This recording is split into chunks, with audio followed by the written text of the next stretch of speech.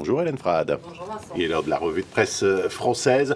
On va commencer cette revue de presse avec ces frappes aériennes menées depuis lundi et pour la première fois par les États-Unis contre le groupe État islamique dans la ville de Sirte en Libye. D'après Le Monde, ces frappes américaines ont été effectuées à la demande du gouvernement d'union nationale libyen de Fayez Sarraj, soutenu, on le sait, par l'ONU et les capitales occidentales, et dont l'offensive lancée le 12 mai dernier contre les djihadistes menaçait de s'enliser. Je cite, « Le quotidien du soir affirme que l'organisation ne contrôle plus que quelques poches en Libye, mais qu'elle oppose toujours une résistance acharnée dans le centre de Sirte, donc. Washington ouvre un nouveau front en Libye, annonce l'Humanité, qui rapporte que le ministre français des Affaires étrangères, Jean-Marc Ayrault, a salué hier la décision des autorités libyennes de faire appel à l'aide internationale. Je le cite. « Cela signifie-t-il que la France s'apprête à intervenir, elle aussi ?» demande l'UMA, qui juge qu'en intervenant de cette manière dans une Libye, on le sait, encore divisée, les États-Unis jettent de l'huile sur le feu. Je cite.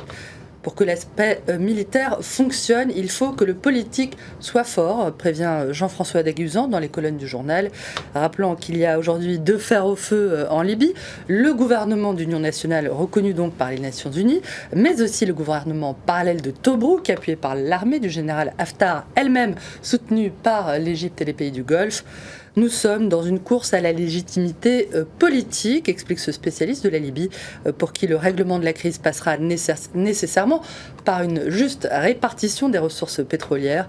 L'Humanité relève d'ailleurs que la compagnie nationale libyenne de pétrole a annoncé lundi également qu'elle s'apprêtait à reprendre les exportations de brut qui étaient à l'arrêt depuis plusieurs mois. Et ces frappes aériennes américaines en Libye, elles interrogent d'autant plus, Hélène, que cette stratégie montre peut-être ses limites dans le même temps en Syrie. À Manbij, dans le nord du pays, le groupe État islamique résiste et la guerre s'éternise malgré la multiplication des raids aériens pour la reconquête de ce bastion djihadiste, rappelle Le Monde, qui évoque les bavures en série de la coalition internationale. Au moins 200 civils tués depuis la fin du mois de mai, selon le journal, qui précise qu'en raison de l'alliance nouée entre les FDS, les forces démocratiques syriennes à majorité kurde, et le Pentagone, il semble que les États-Unis aient réalisé la totalité des bombardements dans cette région. Le Monde fait aussi état des réactions d'une part importante de la population à majorité arabe de Manbij, qui accuse les combattants kurdes de fournir à la coalition des coordonnées GPS erronées, soit par négligence, soit délibérément, je cite.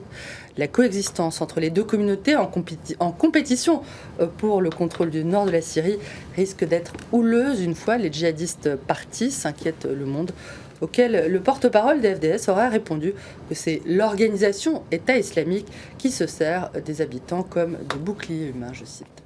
En France, à présent, Hélène, on a vu les images dans le journal. Des milliers de fidèles et de personnalités ont assisté hier aux funérailles du père Jacques Hamel, une semaine après son assassinat. L'adieu au père Hamel a pris la forme d'une messe en grande pompe à la cathédrale de Rouen, d'après la Croix, qui relève le contraste entre cette cérémonie et l'intimité, la discrétion de la messe que le prêtre venait de célébrer lorsqu'il fut assassiné. Jacques Hamel n'aurait sans doute pas beaucoup aimé le décorum, mais sans doute se serait-il réjoui de la fraternité partagée hier. Nous voici aussi, comme il aurait aimé, prêts à communier en étant attentifs les uns aux autres, sans exclure personne, a déclaré l'archevêque de Rouen, selon le Figaro.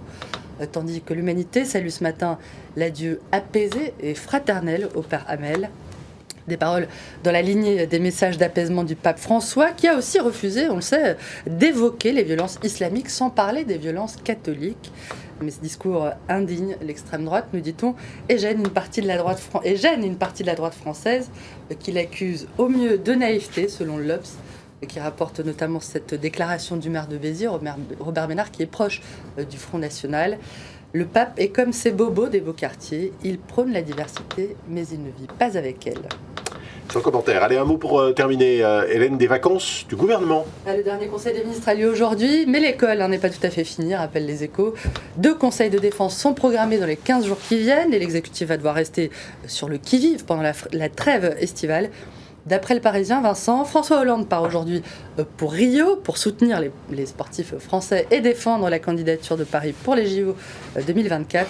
Le président qui aurait pris soin avant de s'envoler de se présenter devant les journalistes de la presse présidentielle comme le garant de l'état de droit face aux surenchères de la droite. Suivez mon regard.